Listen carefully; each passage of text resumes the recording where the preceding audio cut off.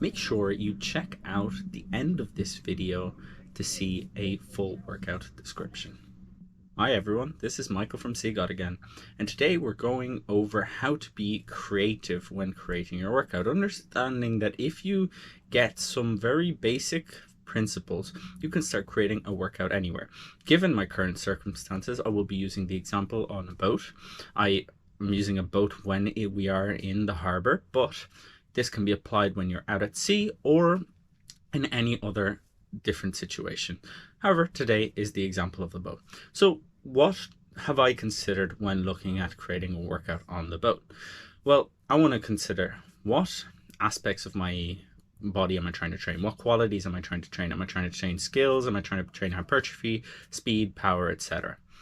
So first of all, let's say you're trying to train skills. Well, then find some way of being able to practice your skill a little bit. So for example, I'll be sharing a video here of me doing a handstand at the front of the boat, at the bow of the boat. And that's one example of a skill. But if you have a skill that requires specific equipment, can you bring something that'll let you at least, get the gist of that skill? Even if you can't practice it fully with loads of space, doing something will keep those motors running, those neurons and those connections a little faster than it would have been instead of, let's say a week or two of complete atrophy of those neural connections. So anyway, so that's, if you want to train skills as well as other things, I would start off with looking at your skills, spending the time you need on your skills before moving on to the different styles of training. In general, I would honestly just recommend that you do a bit of skill. And so if that means doing some skill in the strength department where you practice that motion, absolutely, but you're not going to be able to get the heavy weights or the perfect bar for your situation. So I would just, practice the skill, but then focus more on hypertrophy. So just making sure you keep the muscle there and potentially even grow it, who knows. So one thing to consider is, first of all, you will be more tired from your days, given, like for example in my case, I'm out at sea for 7, 10 whatever hours a day, and that means that I am using energy throughout the entire day. I am pulling on ropes, which can be considered a type of resistance that I'm working against. I'm constantly leaning and stuff, so the core activation is fairly high, so you need to keep that into account. You won't also be as strong when you're doing these workouts. Also, there is a balance component here in every single aspect. But anyway, so let's try break down a potential workout. So first of all, let's look at the upper body. So we have pushing and pulling. So for pushing, we want to make sure we do a horizontal movement, so something like a push-up or a foot elevated push-up or something like that. We want to also have a look at doing a vertical movement, so something like a handstand push-up or something like a dip, for example, are two very, very useful ways. Or, for example, do something like a pike push-up. They're very useful ways of doing some work for your shoulders as well, and or your lower chest. Then we also have the pulling side of things. I've been lucky enough to find out that I can do rows, with different levels of foot elevation. I can do different pull-ups.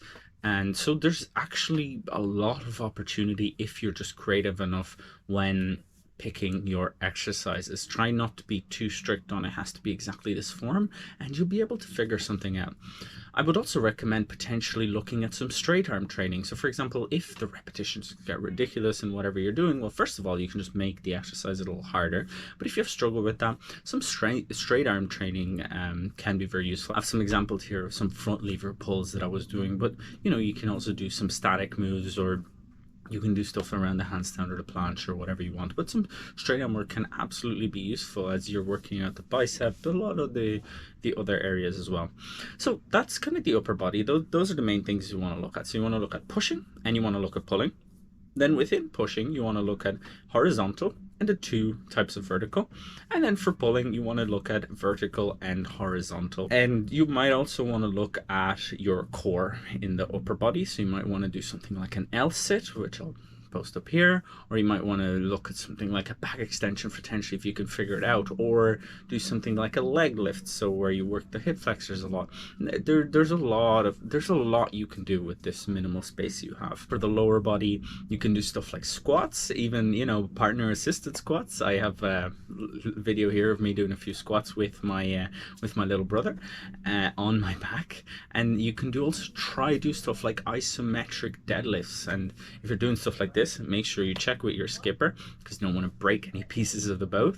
Try isometrics, for example. They may not be your cup of tea, they may not be what you always like doing, but if that's the way you can get in a stimulus, it may be useful. So for example, for me, you can also use it to help stretch a little bit. The general rule of thumb is 1 rep is 2 seconds. So if you want to do 6 reps, do 12 seconds, for example, or 10 reps, do 20 seconds. That's kind of it. So you want to do some sort of squat, and you want to move around a lot as much as you can. Also try not to sit too much. I know you're on a boat and there's not a lot of space, but you know, try and go up the front a little bit and lie down, change positions as well. Make sure you move throughout the day. You know, obviously, first of all, take care of your duties, but then also make sure you move. So let's say you don't care about all of this. You pick 2 pulling exercises, 2 pushing exercises for the upper body, and then 1 lower pulling and 1 lower pushing. So I would do, for example, a pull-up for vertical pulling and a row for vertical pulling, and then I would do something like, let's say, a push-up and a handstand push-up for vertical and horizontal, or horizontal and vertical pushing. Then for lower body, I might do something like a partner assisted squat and an isometric deadlift. I mean, I'm calling it a deadlift, it's not really that, but an isometric deadlift. And that's one way you could do it, and try do it in a similar style where you pick a hypertrophy range, so somewhere between 5 and 30. Especially when you're doing stuff like this, you want to go near failure, and because you're using body weight, you might actually increase the repetitions. Especially if you're not doing this for a very long time, going higher in the repetitions, making sure you go near failure, can be very useful.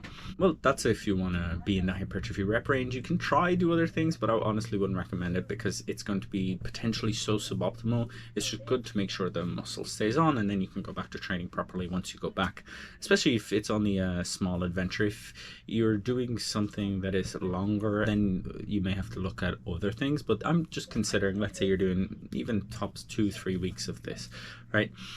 And so what do you do? So you've picked your exercises, you picked your ranges. Well, then I would probably try superset, a pushing and a pulling, especially because you may not have a lot of time and you need to rest as much as possible, and do 3 sets of each, for example. So break down a workout. We'd start with push-ups and pull-ups. That's a pretty good way to start. Superset those. Do, for example, 3 sets of approximately 10. I would go as close to failure as possible, and just even go all the way to failure, especially because of the awkward balance component. You won't be able to give as much strength into the exercises. Then next I would look at something like rows and dips, for example, and I would do similar sets and reps. And then I would look at legs. So for example, partner assisted squats and isometric deadlifts. This is one example of a potential workout you could do. You can change around the order depending on your priorities. You can make it more difficult, less difficult, add more sets, remove sets. But this is a good general starting point. Of course, the more you understand the principles, the more you can mess around with them and understand. Subscribe to become the most performant you, and I will see you next time.